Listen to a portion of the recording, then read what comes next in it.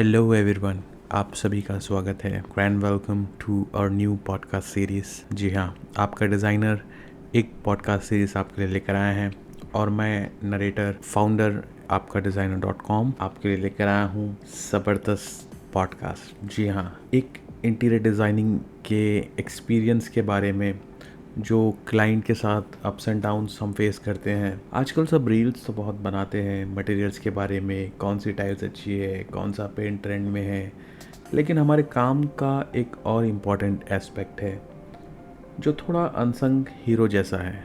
तो मैं आपको इस पॉडकास्ट में उन सभी चीज़ों के बारे में बताने वाला हूँ।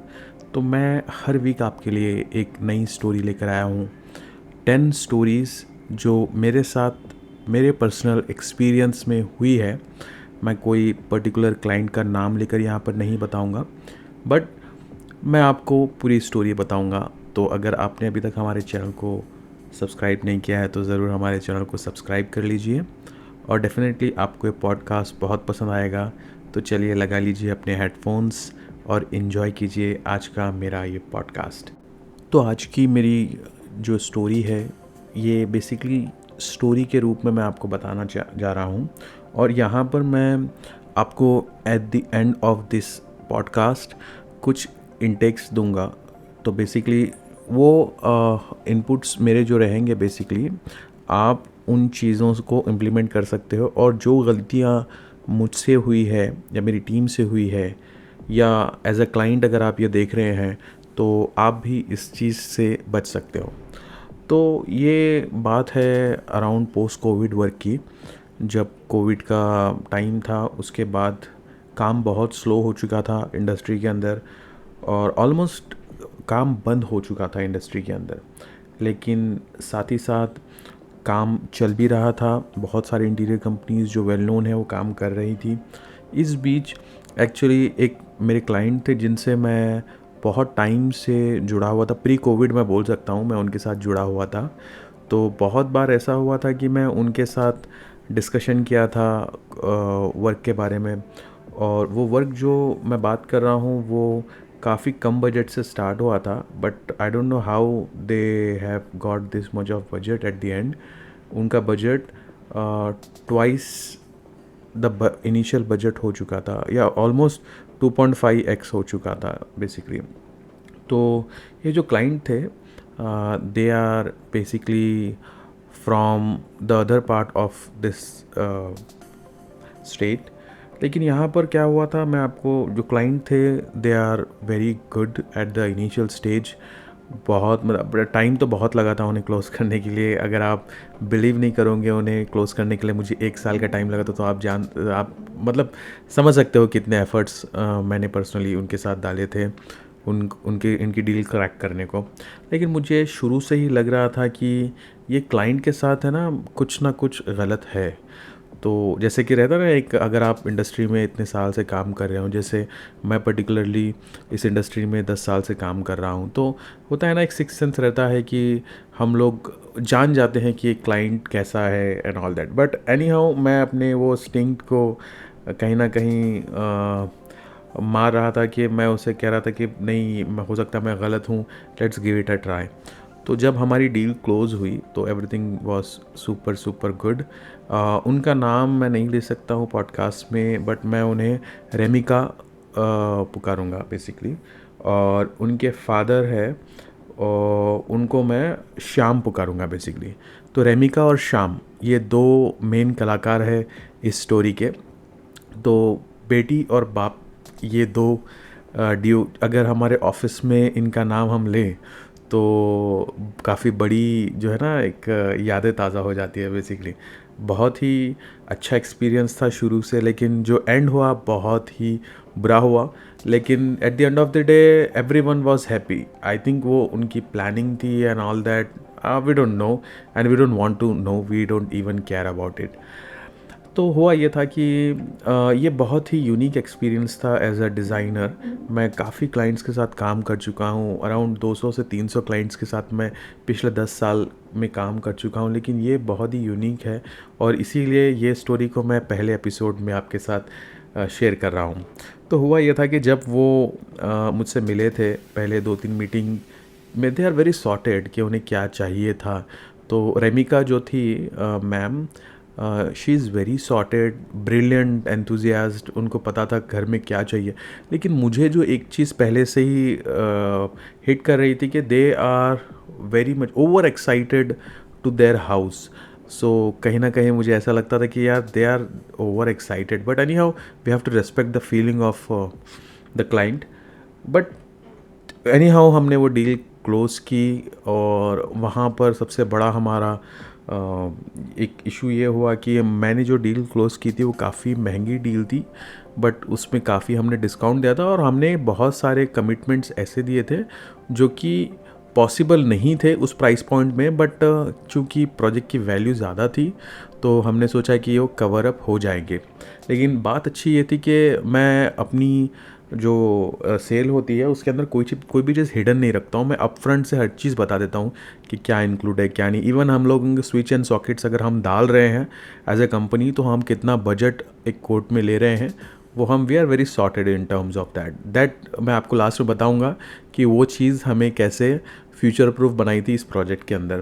तो जब हमारी सेल क्लोज़ हुई तो उनका एवरीथिंग वाज सॉर्टेड। उन्होंने एक पेपर पे हर चीज़ लिख ली थी, एक 3-4 पेपर पर। तो हमें लगा कि चलिए अब डील क्रैक हो गई, अब डिज़ाइन का काम स्टार्ट करते हैं। तो अब यहाँ से तो स्टोरी चालू होती है। सो गाइस, आप बिलीव नहीं करोगे, ये जो डिज़ाइन था, ये डिज़ाइन को कंप्लीट करने के लिए हमें 3 महीने लगे। और रेमिका जो क्लाइंट थी, ये रेमिका क्लाइंट डेली ऑफिस पर आती थी। गाइस, आप बिलीव करोगे, डेली ऑफिस पर आती थी। मतलब ये टू मच था, लेकिन एज अ बिजनेस ओनर मुझे इससे कोई प्रॉब्लम नहीं थी। तो she use to come daily to the office in the morning time. Even she takes lunch box with her, and she comes with her husband. उनके husband के साथ आती थी, and her husband use to do the work from our office, क्योंकि जैसे मैं आपको बताया कि कोविड के बाद का टाइम था, most of the work from home चल रहा था। तो गाइस, फिर क्या हुआ कि 3 महीने लगे। इस बीच मैंने कम से कम 2 से 3 डिज़ाइनर्स को चेंज किया ऑन हर रिक्वेस्ट कि उन्हें समझ नहीं आता। बट एनी हाउ वो डिज़ाइनर को एक क्लाइंट ऐसे थे कि सॉफ्टवेयर समझा रहे थे। क्या आप बिलीव करोगे कि अगर होता है ना कि बहुत सारे टाइम अगर आप सॉफ्टवेयर भी क्लाइंट समझाएगा तो डिज़ाइनर फ्रस्ट्रेटेड हो जाते हैं। In meantime one of our designer resign due to the stress of this project. So anyhow बहुत मतलब ऐसा कोई हाई वैल्यू प्रोजेक्ट उतना ज़्यादा भी नहीं था, बट अराउंड ये प्रोजेक्ट था, आप मान के चलिए 20 लाख के आसपास का, मतलब 18-19 लाख के आसपास का ये प्रोजेक्ट था। तो आई डोंट थिंक कि कोई डिज़ाइनर इतना इजीली गिव अप कर सकता है। मैं वो डिज़ाइनर का नाम भी नहीं लूँगा। वो डिज़ाइनर अगर ये सुन रहा है तो उसे पता ही है कि मैं भी उसका रिजिग्नेशन एक्सेप्ट किया था ड्यू टू दैट, क्या क्या उसने रीजंस पेश किए थे। अपार्ट फ्रॉम दैट 3 महीने कैसे गुजरे वो आप बिलीव नहीं करोगे। But at the end of the day as a business owner और एज एन प्रिंसिपल आर्किटेक्ट मैंने उस चीज़ को कभी भी अपने पैशन के ऊपर हावी नहीं होने दिया, और मैंने सोचा चलो ठीक है, हो गया है 3 महीने का time, that's okay fine. But अब यहाँ पर एक जो सबसे मेन इंपॉर्टेंट चीज़ थी कि client is over involve in the project. तो हमें लगा ठीक है, डिज़ाइन के अंदर तो चलता है क्या, if she was free and her husband was free, रेमेका, तो इट्स ओके, इट्स फाइन। तो लेकिन यहाँ पर प्रॉब्लम एक ये आ रही थी कि हमने कभी इमेजिन नहीं किया था कि यही सेम चीज़ हमारे साथ एग्जीक्यूशन में भी होने वाली है। तो यहाँ से तो मतलब सारी काया पलट गई। अब हमने सोचा था कि चलो ठीक है, डिज़ाइन कंप्लीट हो गया है, लेकिन अब चालू हो रहा है बड़ा ब्लंडर। जी हाँ, तो यहाँ पर मैं अपने इंटीरियर साथियों को या कंपेनियंस को या मेरे दोस्तों को जो इंटीरियर फील्ड में काम कर रहे हैं, जो आर्किटेक्ट्स हैं या जो बिज़नेस कर रहे हैं, अगर कोई क्लाइंट आपको लगता है कि ओवर इन्वॉल्व होता है एक्टिविटीज़ के अंदर, डिज़ाइन की over involvement is normal involvement, is perfectly fine. Over involvement, over study, तो आप प्लीज़ ऐसे प्रोजेक्ट्स के साथ एक्स्ट्रा कॉशियस रहिए। मैं ये नहीं बोलूँगा छोड़ दीजिए, लेकिन अगर आपका सिक्स सेंस इंस्टिंक्ट ये बताता है कि आप ये प्रोजेक्ट छोड़ दें, तो never ever hesitate to leave that project with taking your fees in between. मैं यहाँ पर इंकरेज नहीं कर रहा हूँ, लेकिन अगर आपका सिक्स सेंस कहता है कि क्लाइंट अच्छा नहीं है, so you it's better both of them, आप दोनों के लिए अच्छा है कि आप दोनों ये प्रोजेक्ट में अलग अलग हो जाएं। Now comes the most important part of the story. जी हाँ, एग्जीक्यूशन। तो जिस दिन से एग्जीक्यूशन स्टार्ट हमारा होने वाला था, we have had a target of around 4 months। लेकिन guys, can you imagine 4 months हमारे कैसे जाने वाले थे? तो यहाँ पर स्टार्ट हुई। फर्स्ट डे की स्टोरी बताता हूँ। फर्स्ट डे वाज लाइक, हमारा जो साइट कोऑर्डिनेटर था वो बेचारा बहुत ही अच्छा बंदा था, very humble person. Now he is not associate with us, but we remember him every time. He is very good, enthusiastic. Wherever he is right now, he will be very happy. और ये story podcast जब वो सुन रहा होगा तो definitely he is going to appreciate that. So उसके efforts काफ़ी ज़्यादा थे क्लाइंट को मैनेज करने में। तो पहली बात थी, पहला दिन था फ्लोर प्रोटेक्शन का। तो फ्लोर प्रोटेक्शन लगाते टाइम पे, guys can you believe, clients were there at the site and they were doing the work. हम लोग सब परेशान हो गए कि सर आप मत काम कीजिए वहाँ पर, but they were insisting like okay हमारा घर है, हम कर सकते हैं। They were over involve in every activity of the work.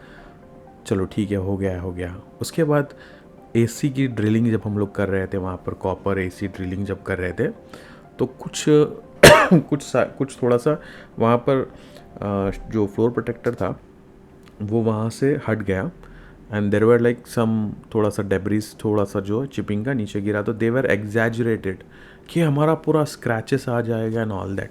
But any how हमारे सुपरवाइज़र ने उसे हैंडल किया, काफ़ी अच्छे से उसे हैंडल किया। बट वहाँ पर ऐसे में मतलब उनके जो पिताजी थे, जो श्याम सर बहुत ही बुरी तरीके से, they were like hitting the legs on the floor कि तुम लोग ऐसे काम करते हो and all that. And in between वो ऐसे लेग हिट करते करते वो एकदम से गिर गए धड़ाम से। So everyone was shock at the side, कह रही ये क्या हो रहा है, क्लाइंट गिर गए। That was a very funny moment. At the same time बहुत सीरियस मोमेंट था। There can be a injury to that. अगर वो 60-65 ईयर्स के ओल्ड इंसान अगर गिरते हैं या हेड को कोई इंजरी होती है, तो आप समझ सकते हो site is not a place to be there. And apart from that, फिर यही चीज़ डेली ऑलमोस्ट 3 months तक चली। 3 months तक daily they use to come at the site, and there were like हमारे पास हर चीज़ में कॉन्फ्लिक्ट हो रहा था हमारे इंचार्ज का और उनका। गाइस कैन यू बिलीव, एक 3 bedroom हॉल किचन के अंदर एडिशनल कितने स्विचेस लग सकते हो? कैन यू बिलीव दैट कि उनके घर में कितने एडिशनल स्विचेस की बात कर रहा हूँ। देर were like 65 additional boards. Can you believe that? 65 everywhere. They were like, मैं अगर इस स्टोरी को पूरी तरीके से अगर आपके सामने नरेट करूँ ना, it will take hours for me at least, and I can write a book on this entire site. But मैं आपको मेरा एक्सपीरियंस बता रहा हूँ, और मेरे एक्सपीरियंस से मैं आपको ये इसलिए बता रहा हूँ ताकि आप भी इससे कुछ सीख सको। तो उसके बाद ऐसे हुआ कि कहीं ना कहीं हमने मैनेज किया, एंड वी वर लाइक चलो ठीक है, वर्क है एंड चलता है and it's around 3.5 months। And उसके बाद everyone has given up. Daily clients site पर आते थे, they were use to leave at the site throughout the day, every activity they have to monitor.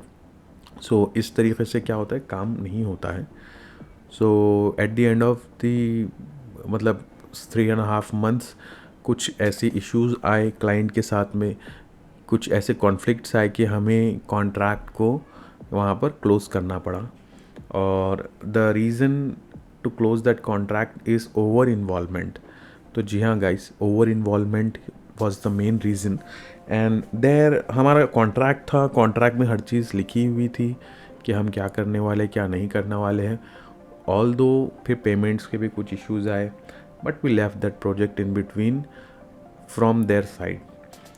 और इस बीच ये हुआ कि they took all the tools of the carpenters. I don't know what happened with the carpenter, and they just left the carpenter, and tools and all those things they took away, clients took away actually. And after that, everyone in the entire family of our company was very happy कि चलो ठीक है, ये पहला ऐसा काम था कि जो काम नहीं करके हमें बहुत खुशी हुई थी। सो गाइस, यहाँ पर मैं आपको एक जो सीख दे रहा हूँ वो ये है कि जो भी क्लाइंट ओवर इन्वॉल्व करता है, देखिए मैं ये नहीं बोल रहा हूँ तो ये क्लाइंट है 0.01% में, तो 0.01% की बात करो तो 99.9% क्लाइंट बहुत ही अच्छे होते हैं। 0.01 में ये क्लाइंट है। बट एनी हाउ, ये बहुत बड़ा एक्सपीरियंस है और यहाँ से हमें बहुत सारी सीखने मिली। सबसे मेन जो चीज़ हमें सीखने मिली यहाँ पर वो ये मिली कि जो क्लाइंट का ओवर इन्वॉल्वमेंट होता है, जी हाँ, जो क्लाइंट का ओवर इन्वॉल्वमेंट होता है वो आखिरी में बहुत प्रॉब्लम्स देते हैं, बहुत ज़्यादा प्रॉब्लम्स देते हैं। और आपको इस चीज़ का आइडिया होना चाहिए कि कहाँ पर फुल स्टॉप लगाना चाहिए। और मेरे से ये गलती हुई है कि मैं जब क्लाइंट 3 महीने का टाइम सिर्फ डिज़ाइन में ले रहे हैं and they are like coming daily to the office, मुझे पहले वहाँ पर क्लिक हुआ। कहते हैं ना कि हर चीज़ एक दस्तक देती है, तो वो दस्तक मैंने अनसुनी कर दी और उसका भुगतान मुझे ये हुआ कि I have lost a lot of money into that project.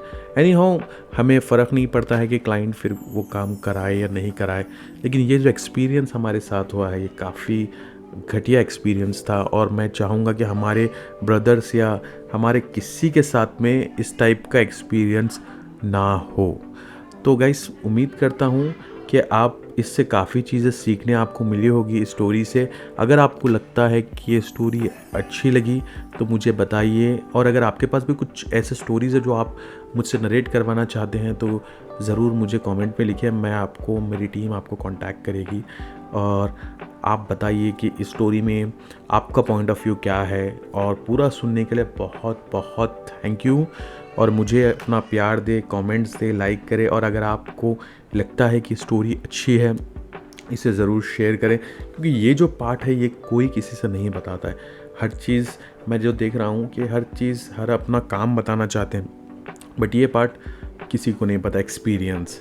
तो नेक्स्ट वीक मैं आपको दूसरा एक्सपीरियंस दूंगा दूसरे क्लाइंट के साथ, वो भी एक यूनिक केस रहेगा। बट ये सबसे टॉप मोस्ट प्रायोरिटी वाला केस था जो मुझे आपके साथ शेयर करना था। तो thank you very much guys, comments में बताइए कैसा लगा and please don't forget to subscribe. Thank you very much.